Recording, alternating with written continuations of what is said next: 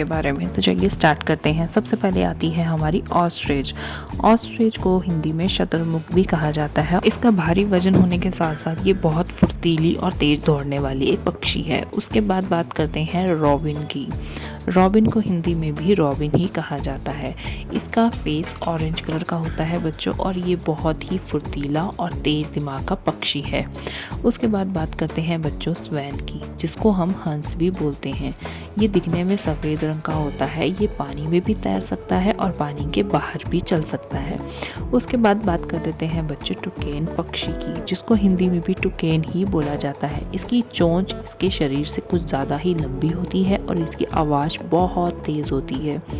उसके बाद बात करते हैं बच्चों राजहंस की, जिसको इंग्लिश में फ्लेमिंगोस भी कहा जाता है।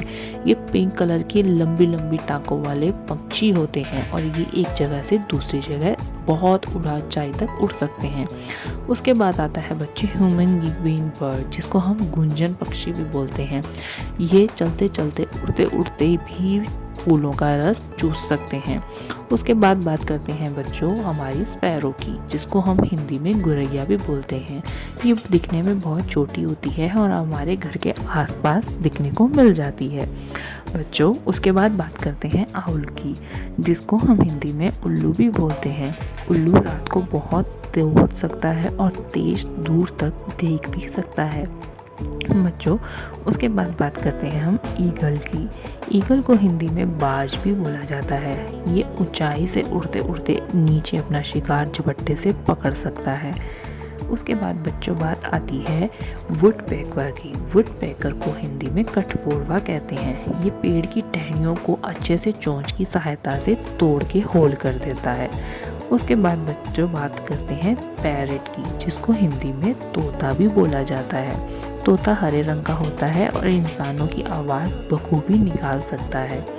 उसके बाद बच्चों बात आती है पीकॉक की, जिसको हम हिंदी में मोर कहते हैं।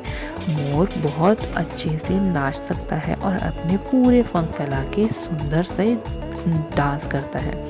उसके बाद बच्चों बात आती है मकाऊ तोते की। मकाऊ तोते को भी हिंदी में मकाऊ कहते हैं। ये 4 से 5 फुट तक लंबा हो सकता है। इसकी पूंछ बहुत लंबी होती है बच्चों। उसके बाद बात करते हैं क्रो की, जिसको कौवा भी बोला जाता है। कौवा आमतौर पर हमारे घर के आसपास ही देखने को मिल जाता है और काले रंग में होता है बच्चों। उसके बाद बात करते हैं बैट की, जिसको हम चमगादड़ भी बोलते हैं। बैट आपको पता है पेड़ पर उल्टा लटकती है, सीधा नहीं बैठ सकती बच्चों। उसके बाद बात करते हैं इंडियन रोलर की। इंडियन रोलर देखने में बहुत सुंदर ब्लू और लाइट ब्लू कलर का पक्षी होता है, जिसको हिंदी में नीलकंठ बोलते हैं, और ये छोटे छोटे कीड़े मकोड़ों को खाता है बच्चों। उसके बाद बात करते हैं मैना की। मैना हमारे घर के आसपास दिखती है और बहुत तेज तेज शोर मचाती है। आमतौर पर ये कहीं भी दिखने को मिलती है। अगर आप चैनल पे न्यू है तो चैनल को सब्सक्राइब करके जाना ना भूलें।